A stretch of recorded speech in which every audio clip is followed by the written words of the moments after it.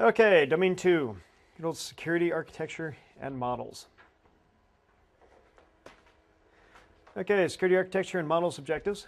Basically, we're going to cover computer architecture, software and hardware components, operating system protection mechanisms, access control models, evaluation, assurance criterion and ratings, and then also certification and accreditation and attack types.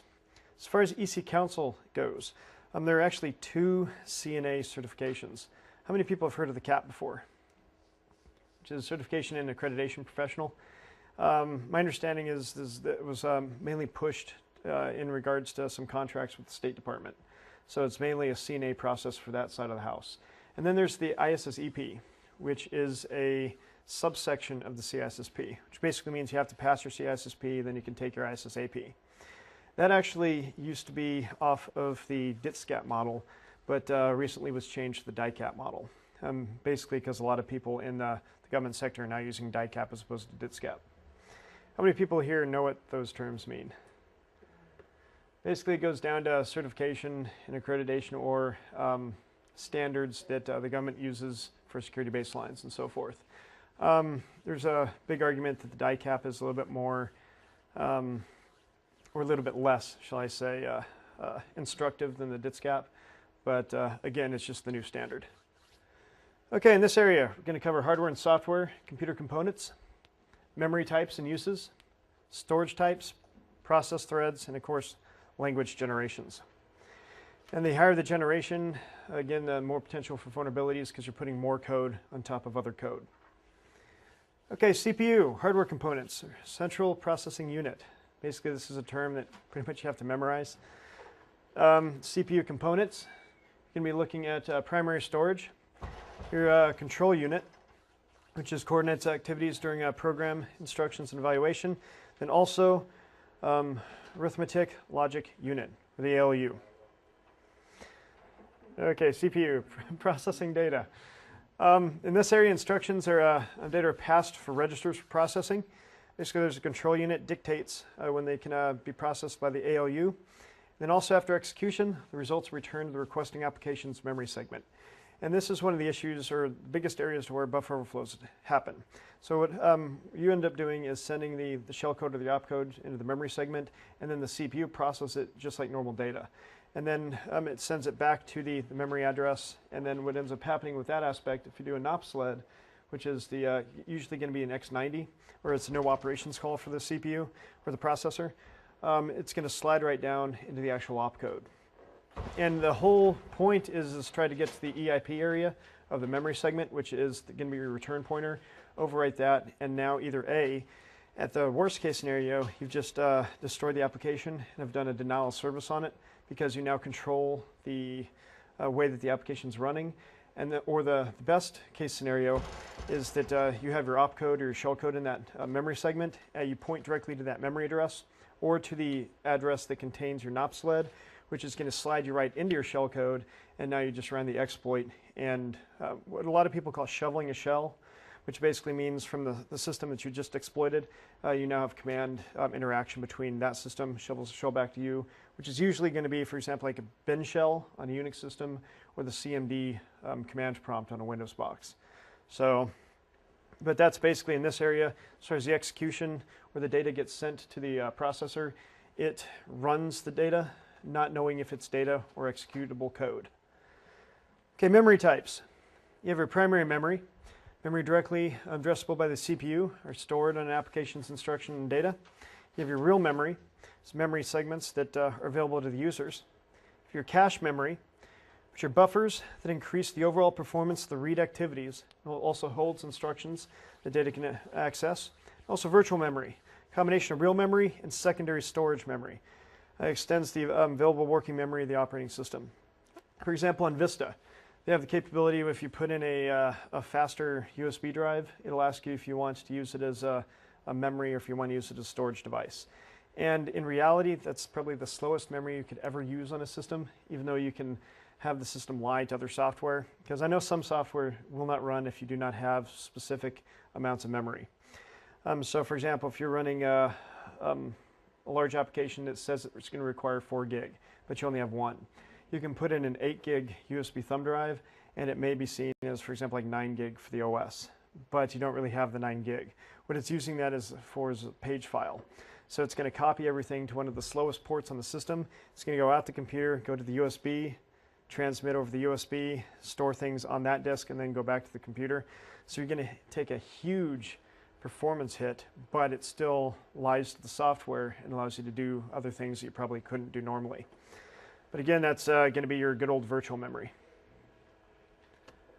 How many people have heard of the page file before on an operating system?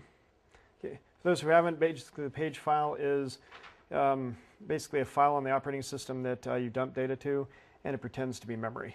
For example, pagefile.sys on Windows, a lot of things that are running currently there, if it doesn't need that information, it'll dump it to the page file and then run what's a priority or what's needed at that specific time. So there's a good possibility you may have usernames, passwords in a pagefile.sys. You could even have crypto keys, especially if the system is going through a crash. And on the forensic side, that's another reason why people really suggest for a Windows workstation to unplug the power immediately and then basically have everything dumped down, because if you turn it off, the garbage collection in Windows is supposed to empty out some of the content that's in the page file and would destroy the evidence. But on a Unix system or on a Mac, you are probably going to do more damage to the system by unplugging it rather than shutting it down normally. And then same thing with a Windows Server, is that if you know that there's a server running on it, you're going to potentially do more damage to the database. So they suggest shutting it down gracefully as opposed to pulling the plug. Okay, virtual memory. You can have your frames in main memory. The application tries to use the main memory. When the memory is no longer needed, or if it needs more space, it goes to a swapping file, which then goes to the secondary storage. If it's the pagefile.sys, it would be located on the hard drive. On the Windows Vista example, it actually could be on a USB as well. So it hits that USB, then stores it. The fun thing about Vista, however, is they do encrypt it. So you can't use that and then basically go back as far as a forensic investigation and look at it through NCase or FTK and instantly see it. You'd actually have to decrypt it. Okay, memory management. Basically, responsibilities is keeping track of used and unused memory segments. Goes through, assigns memories segments to the processes, manages swapping between main memory and secondary storage, also has memory protection. How many people remember the good old blue screen of death, or the GPF? Basically, that was a scenario in most cases is where you have a program that's running in a specific memory area, and then somebody else goes outside the bounds of its protected space and either over encroaches on another application, and that's what crashes it, or the crash happens where it goes outside of its allocated memory space. But as far as the protection, there's only specific constraints to where the memory is supposed to go. And another thing is if you try to write to a protected memory for the operating system, that could also have a potential GPF or blue screen. And if I remember correctly, they changed the blue screen now to a black screen in Vista. So mainly marketing probably. Yeah. How many people have seen those commercials? The Mac versus PC? A couple of those marketing ones, like the bake sale, to where we're trying to raise money for the operating system because marketing took the rest of it. And then he said, just take a bite of the cupcake. Thanks for helping us out. $10 million. You have to pay me. You took a bite. So, yeah, definitely not to jab Microsoft too much about it, but it's one of those things to where it comes down to, that's just funny. Okay, also keeping track of software and virtual addressing. And multiple users, multi-user operating systems require more complex memory managers as well. Because in the scheme of things, you try to make it to where, again, the memory space is going to be protected, and you're not supposed to be able to jump out of your memory segment from user 1 to user 2 memory segment. I know with, how many people here have dealt with virtual machines before? I know there was an issue several years ago to where specific virtual machine company was being evaluated by an organization because they wanted to have different levels of information on a specific piece of hardware. What was interesting about it was there was a flaw found within the VM environment that allowed the person to actually hijack some of the communication channels back and forth to the host, jump out of the VMware, go to the host, and then go back into another VMware session. So basically made it to where if you have different levels of security on the same hardware, at least for that VMware version and type, you were not able to use that product. But they've probably fixed it in future products. Those of you that do pen testing, antivirus can be your worst friend. It keeps your system safe, but then it can remove all your tools. So definitely be careful. With that being said, how many people here have played with the gold disk before? The gold disk? That's for if you're, basically if you work for government or contract or whatnot, you get the license to use pre-built scanning utility for their systems. You just can't do it commercially, but if your system connects to them, it's basically a way so they can do baselining, as they have specific patches that everybody should be at a minimum. And then it goes through, looks for registry settings, certain things for like cat 3 through 1, 3 being not as bad, 1 being you better fix it now. Yeah, you can break a system, and what's funny is there's John the Ripper, I believe, is still on there. Yeah, it's still on there. And a couple other tools will trip AV. So as soon as you put it in there, it's like, hey, I'm the security team. I should have rights to use this. But yeah, depending on how you run it, it can trip and flag you. Okay, accessing memory securely. You say controlling access to the system's memory. It's one of the most critical aspects of system security. Again, application hits the memory mapper. A memory hits a specific actual CPU stick or whatnot, or not CPU, but the RAM stick or DRAM. And again, it's supposed to make it to where it's protected and encapsulated. And then, of course, it's the CPU, comes back in, and then goes to the application. What's really interesting, though, how many people have heard about the memory swap issue with data? Basically, somebody goes in and they spray really a cold solution on memory stick, and they take it out of the system, and they can still get content off the memory or the DRAM stick. So as long as you freeze it, it basically freezes the registers in place, the ones and zeros or the electric portion. And I think other people are testing with Freon, which is not safe for the environment, by the way. Yeah, depending on what state you're in, you can actually get huge fines if you release it like that. But yeah, if you make it cold enough, you can get the stick to where all the memory that's currently in RAM, take it from that system, of course, keep it cold, then bring it into another system. Oh, thank you.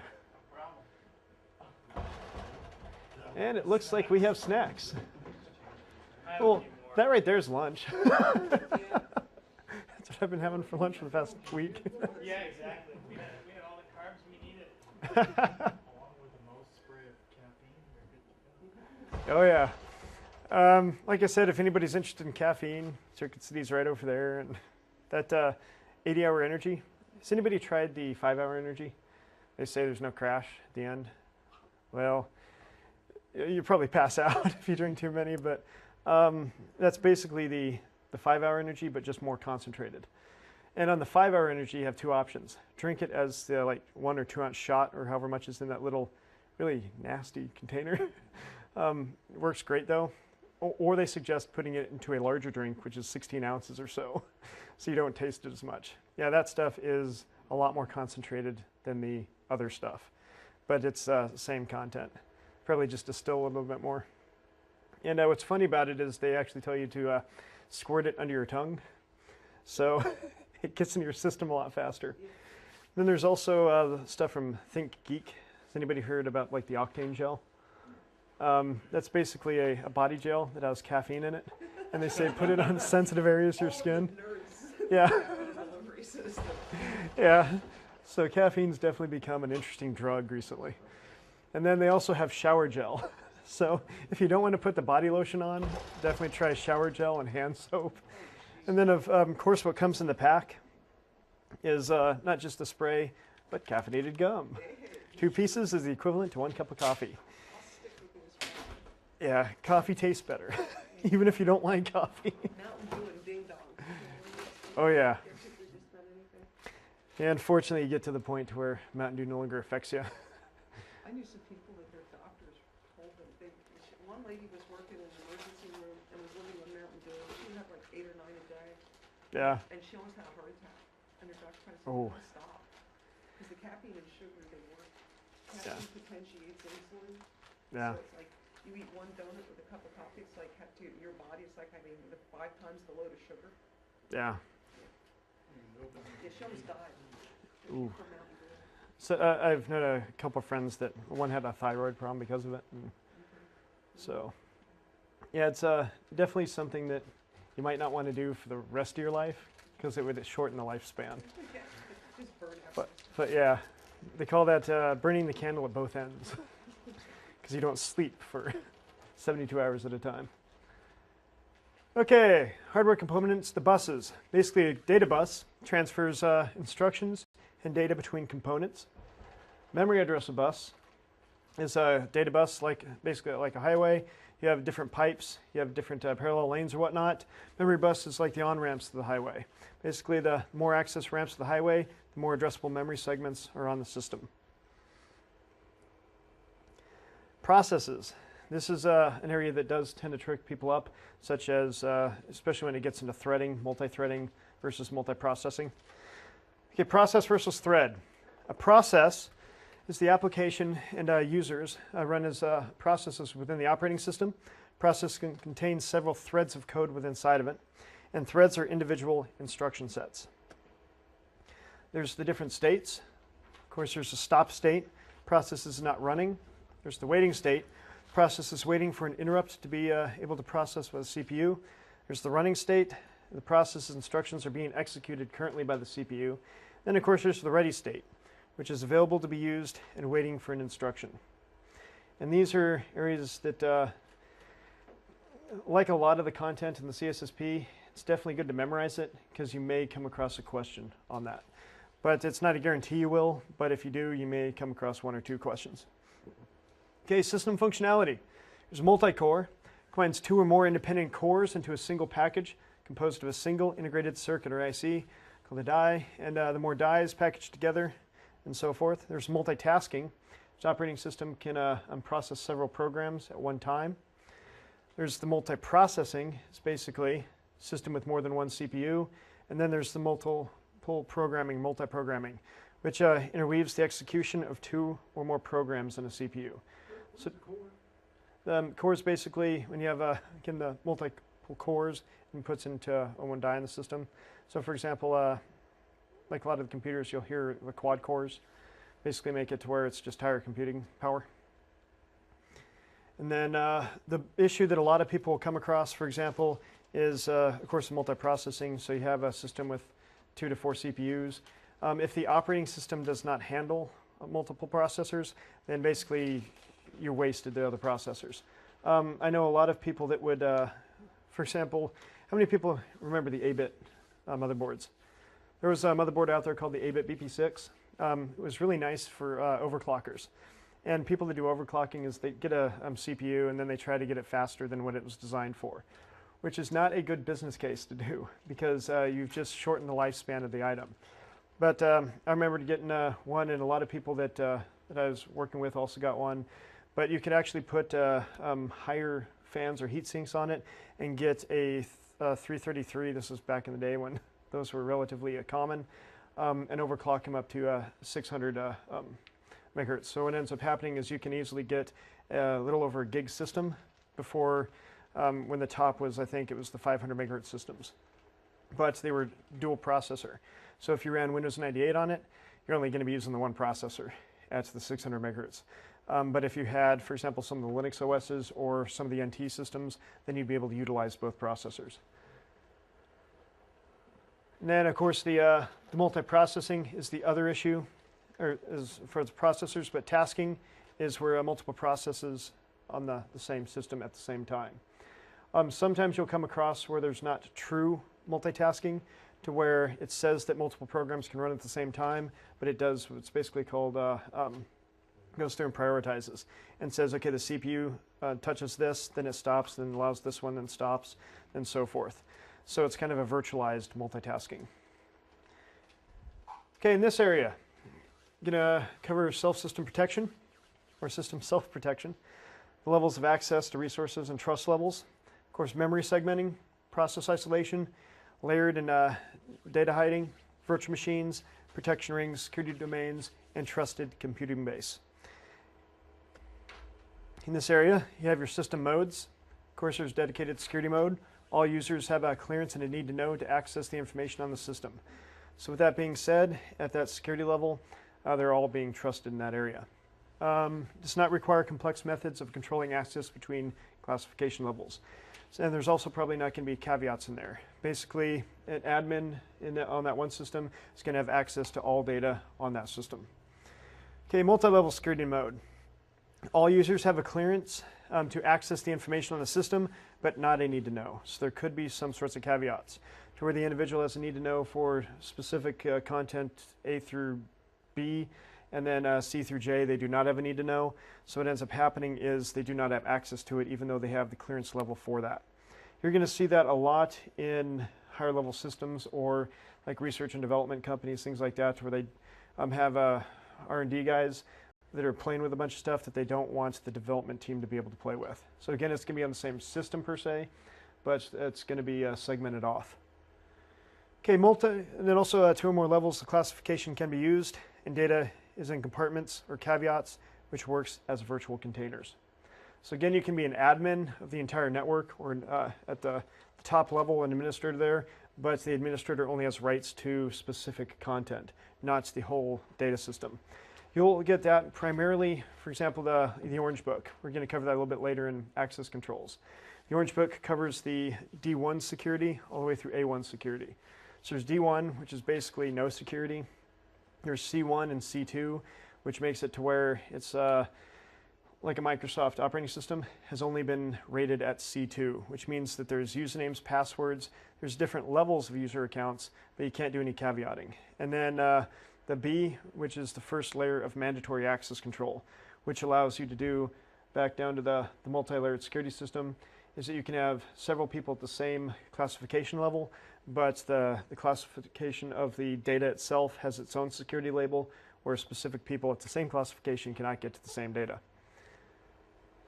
Okay, levels of trust. Trusted processes have more privileges. Of course, processes of higher trust can access more system instructions to operate in privileged mode. And processes with lower trust can only access a smaller portion of system instructions and operate at the user mode. And what they try to do is separate the two, especially that's when it comes down to the rings of protection. The CPU architecture dictates the level of trust available to the system resources that can be accessed mainly through memory. And the CPU actually executes the instructions in different states depending upon the requests of the process's trust level, such as user mode versus privileged mode. And again, you have your good old protection schemes. The majority of the operating systems out there are going to be probably your 2-ring scheme. So you have your user and protected mode. The best case scenario, you of course have more layers to where you'd have, for example, like your system mode or your kernel level or kernel ring to where it does anything and everything. And then you have a layer where your operating system can communicate with that layer, which would then communicate with the kernel layer. And then the user layer, which would then communicate with the OS layer, which would communicate even further. So the more rings, the better. But with that being said, it's going to be more expensive to create each individual layer, each individual ring. For protection rings, separate the processes at different trust levels. The rings are provided by the CPU's architecture, and the operating system can be written to use some or all of the rings. The trusted computing base, or TCB. All mechanisms that provide protection for a system, such as software, firmware, the hardware, basically anything and everything within an environment. Basically a term originated from the Orange Book. The Orange Book is not required reading for the CISSP because the majority of the stuff, especially going to be in here, but it's basically a historical reference of how computer systems were supposed to be set up or how security was supposed to be designed within the system development lifecycle. For example, going back to the mandatory access control, the D through A level security ratings, things like that. Again, it's not going to be something that is common knowledge, which everybody knows in specific environments, but it's something that was created as a standard, and it is something that the majority of information security world, especially in the States, has been evolving to. Okay, the TCB is made up of trusted processes that are executed in the privileged mode, and security perimeters delineate what is within the TCB and the processes that are not within the trusted computing base. Okay, reference monitor. Of course, reference monitor, access control concepts refers to as an abstract machine. It also controls relationships between subjects and objects. Does anybody know the difference between a subject and an object? Because this type of wording will probably be, if not on this test, on other security-related tests. Subject's a person, object's a file. Yep. Or it could be subjects, even an application, databases can be the object. But yes, basically the subject interacts with the object. So when you're looking at the security levels, you need to take that in consideration, because if it's the user, you could have specific access controls specifically for that. Then you can even basically daisy chain them together to where the subject talks to the program talks to the database, and then so forth. So you can have layered security in that aspect as well. Okay, security kernel. In the trusted computing-based components that enforces the reference monitor's access rules, physical implementation of the reference monitor, and also security kernel is the portion of the TCB that is concerned specifically with access control. Is everybody comfortable with the term access control and the basic principles behind it? Basically, access control is determining what has access to a specific asset, which could be memory segment, could be data, could be a physical building. Okay, in this area, the models. This, again, is something you will have to memorize. These are terms that outside the CISSP you may come across, but are relatively rare, such as the state machine, the Bell-LaPadula, the BIBA, Clark-Wilson, non-interference, and so forth. But the primary ones that especially you really need to know the difference of would be, for example, the difference between Bell-LaPadula and BIBA. Bell-LaPadula is going to be more of your military mindset or your government mindset, to where you have the classification levels, and you do not want higher information being written to a lower classification level. Lower can be written up, but higher cannot be written down, because you don't want the guys seeing it. The other one, BIBA, is basically the reverse, because it makes it to where they want integrity of the data to be there. So as far as they don't want people at a higher classification level being able to read potentially bad data from a lower classification level. But as far as a higher, they might be able to write to it because that's more trusted. Okay, access control models. Okay, the models, these provide rules and structures to be used to control the access and shows how access decisions are being made. The main components, again, are going to be your subjects, your objects, your operations, and of course their relationships. Then the goal is to control how objects are accessed, basically to ensure one security principle or another, such as confidentiality, integrity. Availability is not really part of any of the models. For the main reason is that that's more of an IT issue as far as business continuity planning. But everybody comfortable with the difference between confidentiality and integrity? For example, encryption can provide for both. For the main reason is whenever you put a plain text in a ciphertext, if it gets changed, then basically the confidentiality has been tampered with. The person may or may not have been able to read it. They'd have to crack the encryption key or whatnot. But you're also able to tell with the integrity of the message, because the encryption portion changed. So you can validate both the confidentiality and integrity. But if you do digital signatures, that's not going to be confidentiality, because you're just making a hash basically, or a digital signature to the message. And what they end up seeing through the email, for example, is that the hash matches, therefore it hasn't been altered during transit. So that does the integrity of the message, while encryption can actually do both. Because some encryption will actually put digital signatures on it as well, which is kind of a double whammy. Okay, access control models, the state machine. Model characteristics deals with the system state transitions as activities take place within the system. It's also for each possible initial state, there is an execution sequence for each possible state transformation.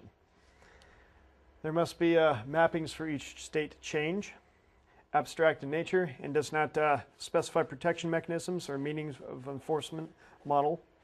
And if a system comes up in secure state and shuts down in secure state, the system is secure. And usually what they want is if it comes up in the secure state, if it crashes, it should also be in a secure state.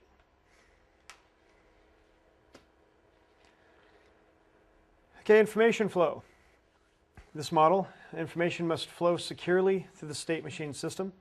Basically, input introduced a state machine transaction, and specific outputs would be pushed through. 4 possible information flows. There's your input to output, input to next system state, state to state, and of course your state to output. Then whatever component directly affects the flow of information must dominate all the components involved within the flow of the information. Okay, Bell Lapadula. Hopefully I'm pronouncing it correctly. But basically it comes down to it's a confidentiality model. So this is the easiest way to remember it because you will probably be pushed on it.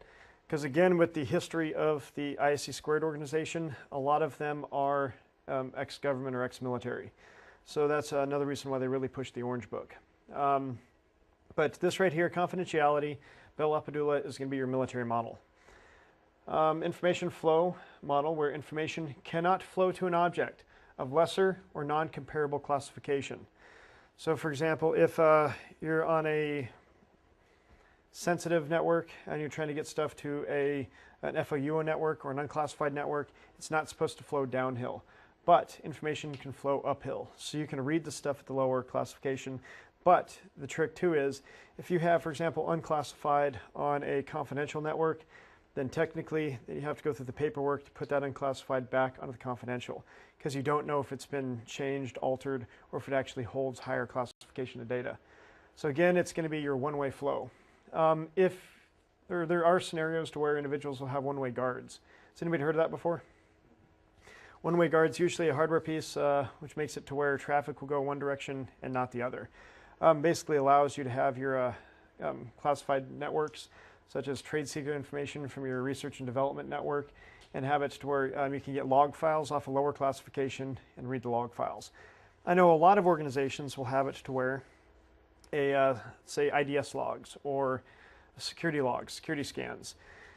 They don't want them at the same classification of the system that they're scanning, so they usually upgrade the classification. For example, if it's on an unclassified network, they'll at least put it on an FOUO. If it's FOUO, it might go to secret or top secret or whatnot. But basically, a lot of organizations see that as information that could potentially be damaging to the network that it's on, so they upgrade it. And the only way you can do that is to have one-way guards. So it's a mathematical model that uses a set of theory to define access rights while keeping a secure operating system state. So you have any activity will always result in a secure state. Maps a subject's security clearance to an object's classification and creates a dominance relationship. So when it comes down to it, again, if the person is trusted at a confidential level, then they'll be able to see anything at confidential or lower. With the caveats being, going back to the mandatory access control model, is that even though they may still have the good old clearance capability, they may not have a need to know. So then it comes down to the third variable for the caveat. Okay, the clearance of the subject again, attempting to access the object is compared with that object's classification. So again, they cannot get higher classification level. And the rule is subjects cannot read data from an object at a higher level, and subjects cannot write to an object of a lower security classification or security label. So again, it's keeping everything at the specific content. And the majority of systems that you'll probably see at this level may not be protected just by software, but may also be protected at a hardware layer, usually are. Subjects must only read-write at their own level. Again, you will see scenarios to where on a confidential network, they're going to have their proprietary information, and then they may have unclassified or unsensitive information on that same network. For the main reason is to minimize the need for access to multiple environments. For example, you may have an environment that has nothing but confidential information on it, and then you may have a single access point to get onto the internet, which is going to have your public information on it. So you'd still be able to do your research, your information gathering, basically anything you need to do on that one system, but it's not physically touching any of the other systems. Okay, but yeah, definitely memorize that Bell LaPadula is the good old military type. BIBA, the opposite. So when it comes down to it, it's the integrity model. No subject can depend on an object of lesser integrity. So basically, they don't want you reading anything at a lower classification level because it may taint the information that you have at a higher classification level. Based on a hierarchical of a lattice of integrity levels, authorized users must perform correct and safe procedures. The two main things to memorize for it is going to be there's going to be no write up and no read down, as opposed to the opposite, no write down and no read up. So BIBA is going to be your commercial mindset as far as integrity. You don't care about the confidentiality of the data. You're looking more for the integrity of the data. What do you mean by, like, you can't, so the higher ups cannot read lower? Right. It makes it Because to where, it might taint, yeah. okay. Because if they were trusted enough to be at the higher level, they would be at the higher level. So any information at that layer is suspect. So it could even be at the aspect where you're assuming that everything's been compromised. So from that aspect, you can have it to where anybody in the DMZ, you're not trusting any data coming from that system. So Clark-Wilson is also in an integrity model. Model for commercial integrity, instead of addressing disclosure, requires well-formed transactions and separation of duties. Again, does everybody understand the concept of separation of duties? Probably cover it half a dozen more times next week. But that's another huge thing that's probably going to be pushed, at least the mindset-wise on the CISSP, is that if you have multiple people doing the same job, that's one thing. But if you have one person doing multiple jobs, then there's more potential for security issues, such as collusion, which means two people working together to steal things and so forth, or data leakage. Okay, well, BIBA and Bell LaPadula use a lattice approach. This model partitions objects into programs and data. Access equals triple, such as a subject must go through a program to access and modify data with an object. So the subject may be at a specific classification level, but they do not have direct access to the object. They have to have access to the program, which may or may not have access to the data. Okay, again, separation of duties, access through programs, and of course auditing. So the things, again, to memorize is Bell LaPadula is confidentiality, BIBA is integrity, and Clark-Wilson is also an integrity model.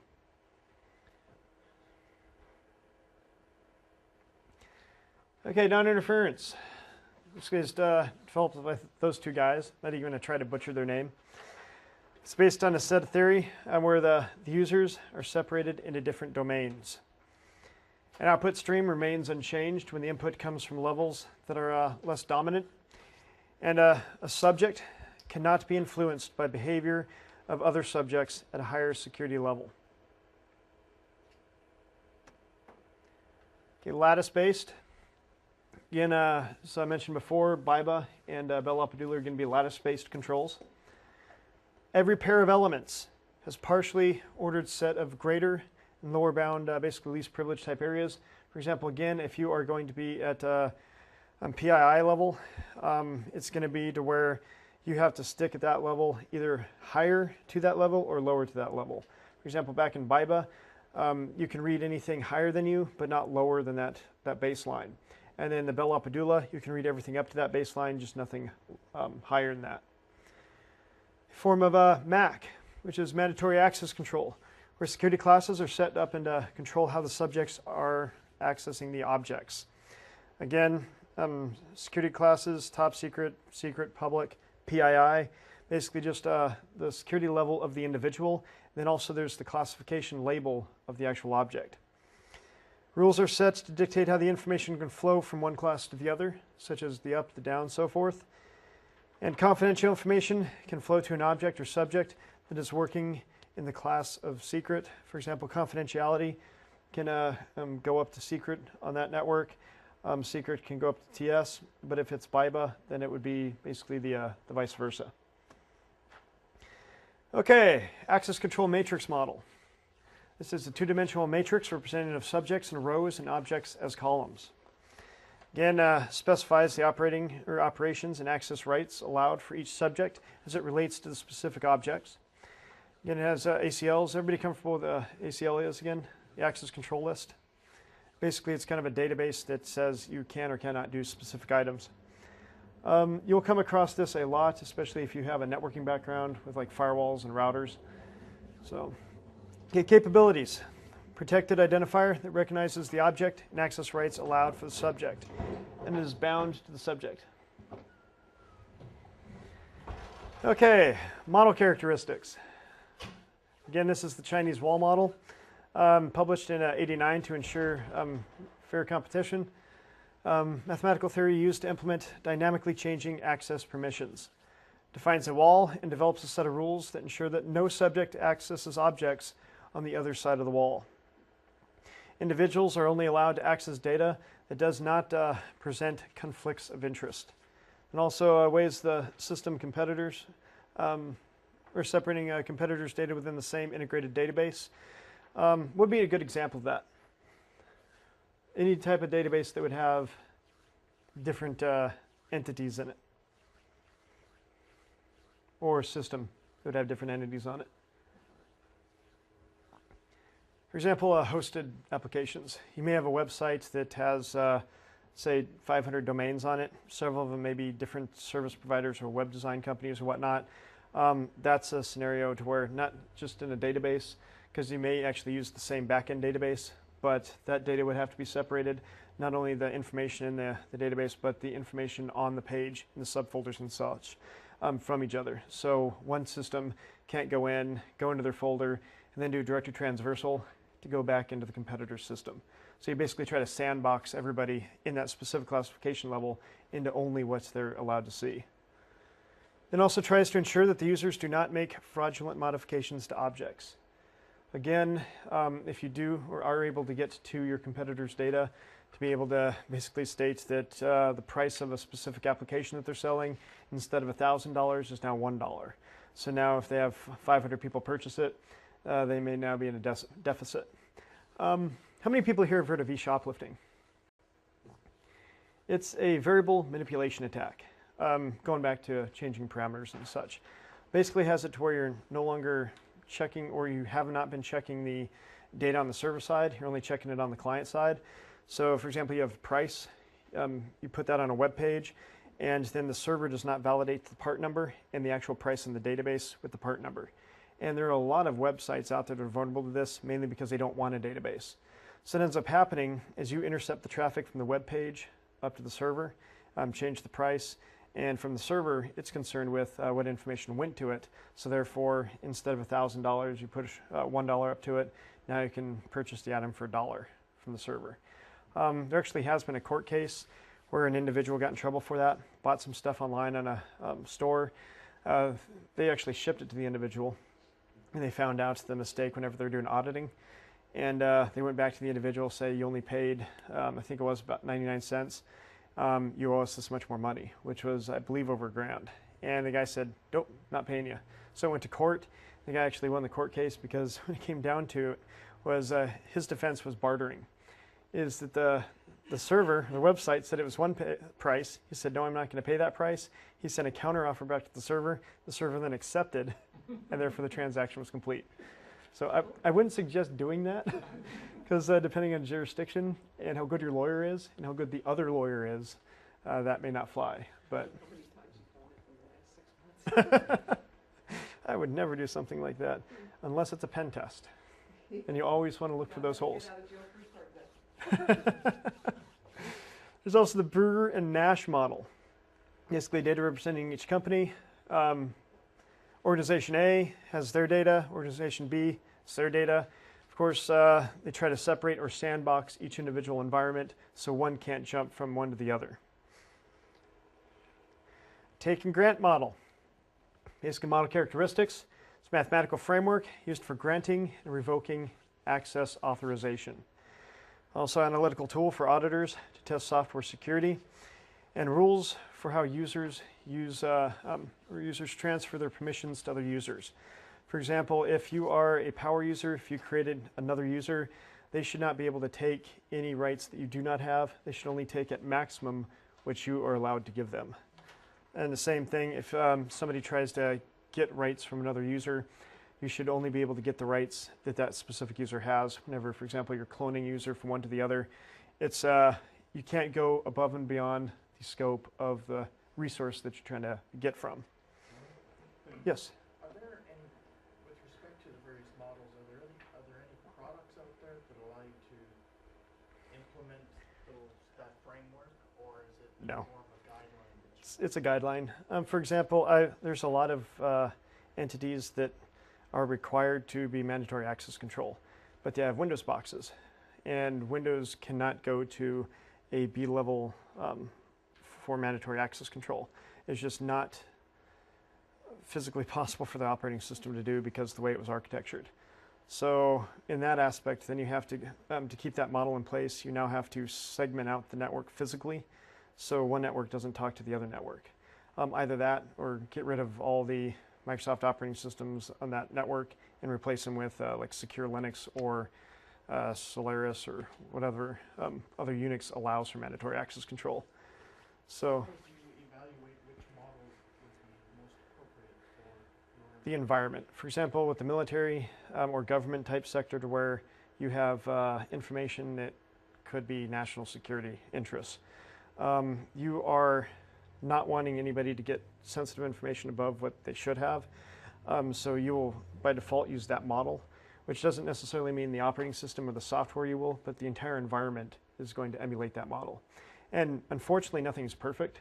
For example, like the Orange Book, they went through the D through A. There's only one system that I know of that actually spent the money to become A1 certified, which is basically the same thing as B3, which means it has the mandatory access control, it prevents covert channels, it does anything and everything to make sure the whole environment is secure. But the difference is from B3 to A1 is that basically everything's documented and proven. So during the whole design, they have certain security things saying nothing's been altered during the design, the implementation, and even in shipping, they may have it to where they have armed guards transporting the device from one area to the other until it's actually in production. And I believe that was Honeywell. But it was so expensive, it was cost prohibitive to actually get that high. And you'll see that a lot with the majority of the models. For example, like the CMM levels, a lot of people will not go all the way up to 5 because it's relatively easy and cheap to go from level 1 or 0 to 1. And then it's more expensive, basically exponentially, to go from 2 to 3 and then all the way up to 4. But if you get up to 4, you're going to do your basic 80-20 rule, is the majority of the vulnerabilities are going to be accounted for. So if anything does bad happen, it's, in all honesty, it's probably going to go down to the prudent man principle or prudent person principle, to where you're doing what everybody else is doing. But a lot of people go to the 5 is because they have specific industry segment issues, or they have marketing things that they want to get contracts for. So that's why they don't go all the way up to the 5. But for an example, going from 0 to 4 might be just as expensive as going from 4 to 5. Just the cost level sometimes just isn't worth it. So no, it's just basically a whole framework that they want you to try to go through, and whatever it takes you to get there. And as far as the way it was originally designed, it was, you wanted the OS to do it yourself, so you can caveat specific systems within the OS. But then realistically, as far as the cost of products, inherently Windows 2000 server is going to be cheaper than a big mainframe server type scenario. So, but no. Okay, security evaluations. You look at the Trusted Computer System Evaluation Criteria, the TSEC. These are numbers and names that you basically have to memorize. So there's the ITSEC, which is Information Technology Security Evaluation Criteria, and the good old common criteria.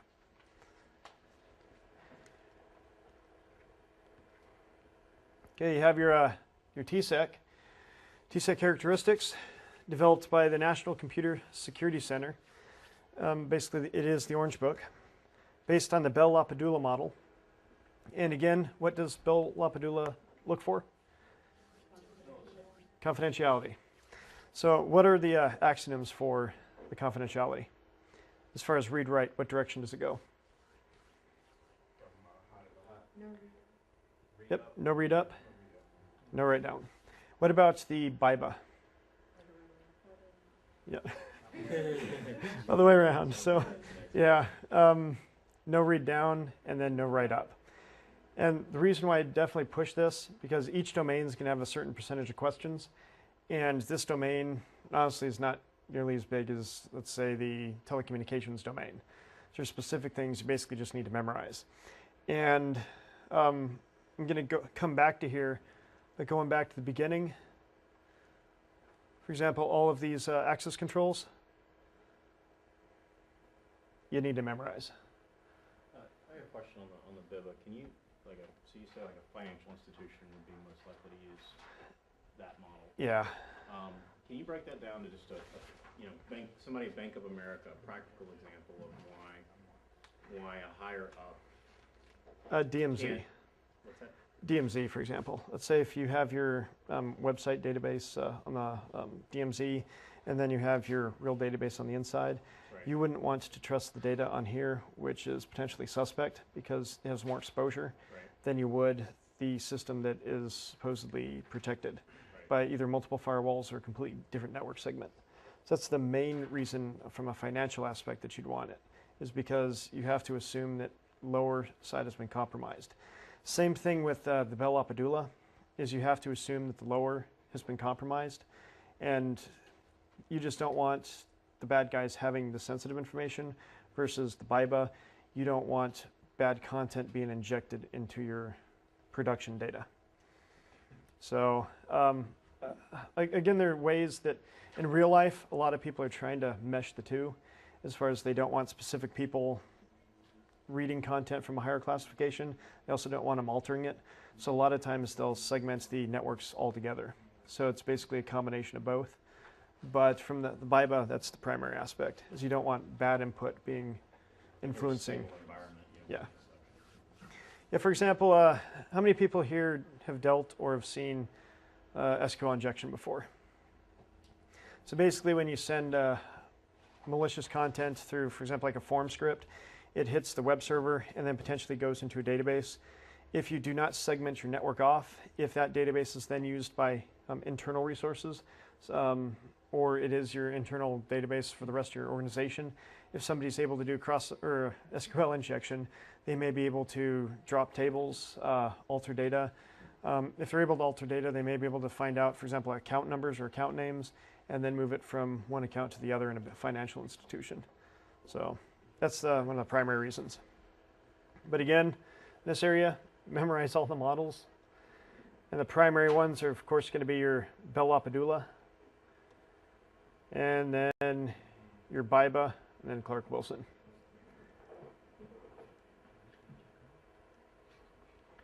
Okay, TSEC, alias the Orange Book, has 6 fundamental requirements. Of course, there's the security policy. This is well-defined policy enforced by the product. There's the marking or labels associated with the object, which goes back down to the classification portion.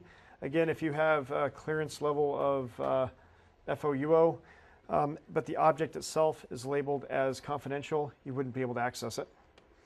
There's the accountability, audit data collected and protected, identification, individuals, identification of the subjects, again, which basically says, okay, you are the individual, you do have classification right of FOUO or SBU, and continuous protection. So this is basically where trusted mechanisms that enforce the policy must always be protected against unauthorized changes or tampering. How many people here have dealt with change control? That's a fun process. In the perfect world, it works to where if there's a change that needs to be in the environment, it gets submitted to a change control review board. They look at it and say that, yes, we'll put this in there because it doesn't harm the security posture of the organization. It improves it or fixes whatever you want it to deal with.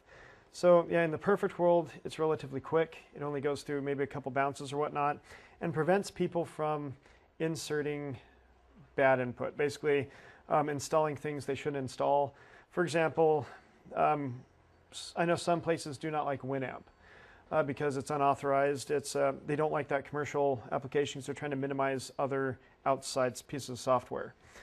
Picking on WinApp specifically because there's a couple of vulnerabilities with it within the last year or so, to where if there was a malformed, M3U, the PLS file, and then their other file extension that they read for streaming media, you could actually do a local exploit. So it loads the content locally and then runs the exploit, and then you can take over the system. A lot of people have what's called basically trusted software. So they have their database of software that they've tested, they've authorized on their network, and then if you add anything else, you have to go through the change review process. Unfortunately, I've seen a lot of scenarios to where they will go through this entire time-intensive process, and it unfortunately breaks in real life sometimes if too much politics gets put into it. But a lot of people do not consider scripts or scripting languages as something that should have to go through a change control board or change review process. Scripts are basically just as powerful as an executable, except they're more so because then you can change them on the fly if you want, then just rerun it. I've seen many scenarios where I personally like it because sometimes helps you out, but from a security posture, it's the worst thing that could happen, is the good old moniker of it's easier to ask for forgiveness than it is for permission. So a lot of people write scripts, run things, and then either try to fix something or try to improve upon a current process. But if nothing bad happens, a lot of people just say it's okay. But as soon as something hits the fan, then of course it goes back to a break in the change and review process. But this right here, as far as the continuous protection, they really push like change control and review boards. Then also the assurance mechanisms evaluated separately to ensure that the system enforces the security policy, and for multiple reasons. A, things break over time. Also, things change over time. So something that worked 20 years ago may not necessarily work now, especially with the change of attacks and change of technology. I know a lot of software pieces. For example, you write a Windows app. If you wrote it for NT4, communicating with the Win API, the same calls are probably not going to work with 2003 server, or not all the same calls, because some of them change over time. Some of the access rights are different. I know some of the pieces of software will run as different accounts. For example, IIS-5, that ran as a system account. So if you did a buffer overflow on IIS-5, back for example like 2000 server, unpatched, you could do that, and there's a couple buffer overflows that will give you system access. But in future IIS like 6, they have it to where it's no longer running as a system account. So if you buffer overflow it, it's going to have different access than your basic system. And system's the worst access that you can ever grant somebody, because now they have full 100% access on the system. SID 500, which is the local system administrator, that only has about 95% access to the system, because there's a few registry files, a few pieces of data that they can't get to because it's locked by the operating system. So again, with the assurance testing, that's a big issue, is that things change over time. People upgrade, or even people change as well, which can make it to where the security baseline is no longer valid. So that's another reason why you always have to test. Okay, these, again, something for memorization. Study time for tonight. Okay, you have your A1. This is verified protection. Formal methods.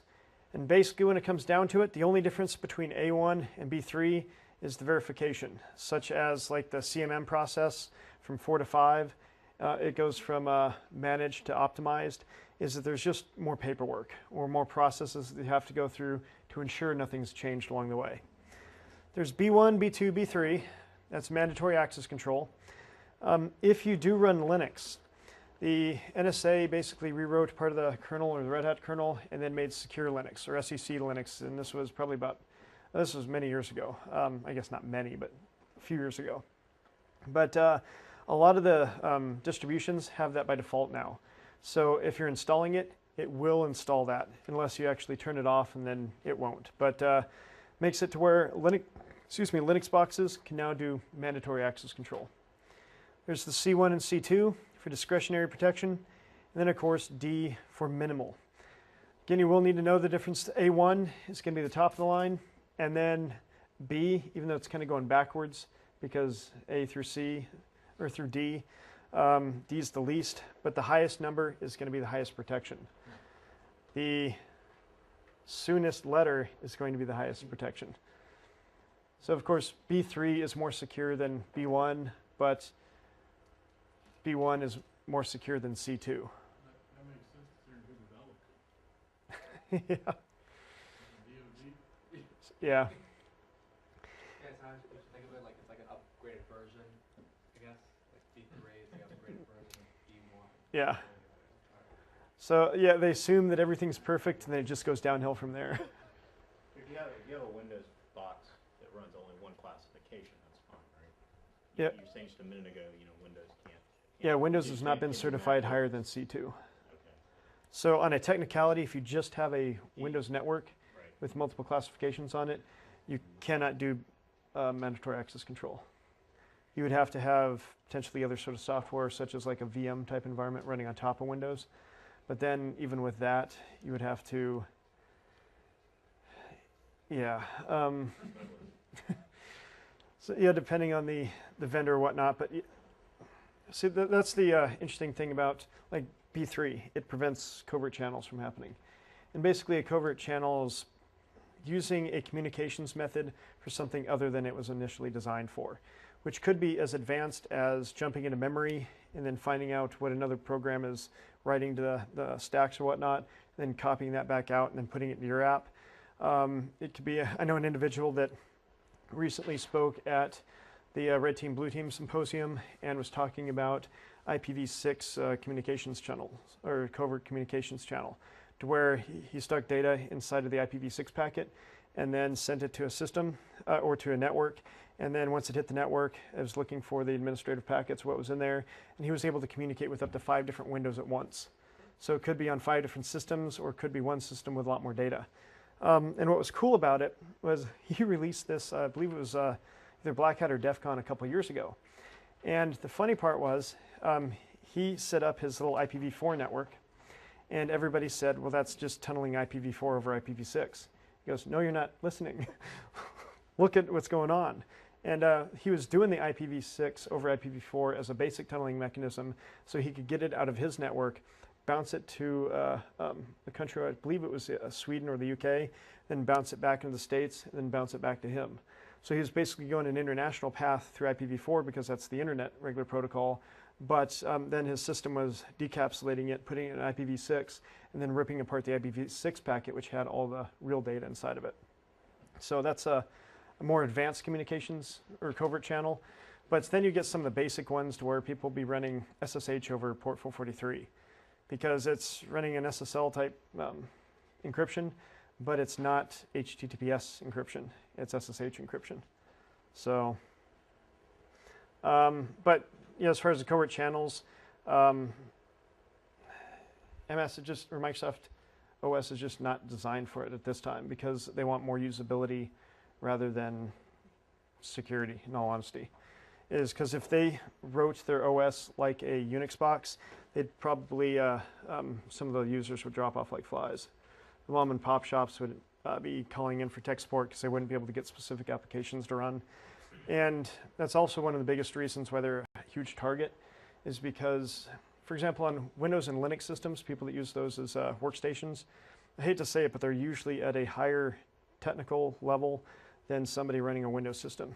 For the main reason, because a lot of the utilities are command line, and people that are point and click hate command line. So they don't want to have to configure a conf file for their ETH0 or their Wi-Fi card. They just want to be able to run a utility, have it up and run. Linux has been getting a little bit better graphically for that, but it's still not nowhere near where Windows is with that aspect. So the whole market share is different too. But yeah, you can do security at the B level if you segment the network at the hardware level. Okay, full Rainbow series was developed, it's 26 books in all, covering items not addressed in the Orange Book. And the Red Book is the Trusted Network Interpretation, or the TNI. So you need to know the difference between the Orange Book and the Red Book. And you need to know that the Orange Book is AKA the TSEC, which goes back to Trusted Computer System Evaluation Criteria. The orange book is, I'm sorry? The Orange Book is TSEC, or TSEC is the Orange Book. They're one and the same. And I hate to say it, in the perfect world, this works great. It's just when you take in budgeting and real environments and user capabilities, it makes it to where it's not feasible to have an A1 system just because of the cost of the verification. Okay, good old ITSEC. This is Information Technology Security Evaluation Criteria. It's created in '91 by our friends across the pond, European nations, including Germany, France, Netherlands, and the UK. Evaluates functionality and assurance. Basically, the difference is, of course, may not be able to function properly on the ITSEC, but if it's secure, it's good to go. With them, they basically took that into account as well as the functionality of actually doing what it's originally designed to do. Evaluates functionality and assurance separately. And again, it's going to go to the lowest common denominator. Because you can have, for example, a rating of E6 for assurance, but functionality is only an F2, then technically you're only going to go to what's held within the F2 rating. And basically the correctness and effectiveness pertain to the development of the product. So for example, with F2, even though you may have an A6, which would be the equivalent to an A1, it's still only going to be at your quote-unquote C2 level because the functionality is just not there. So I guess on a technicality, if you have a brick, if it's the rock brick is guarded by an 18-year-old with an M16, it's extremely secure, but it doesn't do anything, so therefore it probably wouldn't pass too high, at least in the ITSEC. The TSEC would be A1, as long as it's documented, though. Okay, you will come across probably the E and F ratings, but the things definitely to memorize are going to be the TSEC ratings. Again, with the background of the ISC squared, where its origins were, there were a lot of people within the, or ex-military that were in that organization. So we need to know how they, the IT-Sec and T-Sec ratings relate to each other previously. We need to know that. It's good to know. Chances are you will not get that many questions. Back to the contract, you should not get questions. Not you shall, because there's always the possibility. But I have seen people historically get the good old TSEC. So definitely know the difference between the D1 through A1. The F1, E1 combo, it's going to be the same as the C1. The primary things you definitely need to memorize, especially the TSEC, and it's good to know the ITSEC as far as that it has an E through F. And it goes all the way up to F10. However, the majority of the stuff in this area is going to be far beyond what is logistically feasible for most organizations. Okay, ITSEC, good and bad. The advantages, basically assessing the functionality and assurance provides more granularity of the product, and also deals with the items above and beyond the good old Orange Book. Disadvantages, increases the amount of rating combinations, because again, you can have an E6 security rating, but if the functionality is that of basically a brick, you may only have an F1, which means that you're going back in the equivalent to a C1. Okay, still do not provide all the answers for the evaluation process. Common criteria. This is something that, again, basically just need to memorize. The EALs are basically parts of the common criteria. This is an international standard. The International Organization of Standards, the ISO, created this evaluation in 1993. The TSEC was too rigid for a lot of organizations. It did not take many things into account. The ITSEC provides more flexibility, but added more complexity with its attempts. And so basically they made the CC with the TSEC, the ITSEC, the Canadian Trust Computer Product Evaluation Criteria, and the federal criteria. So they combined everything into one big happy family standard.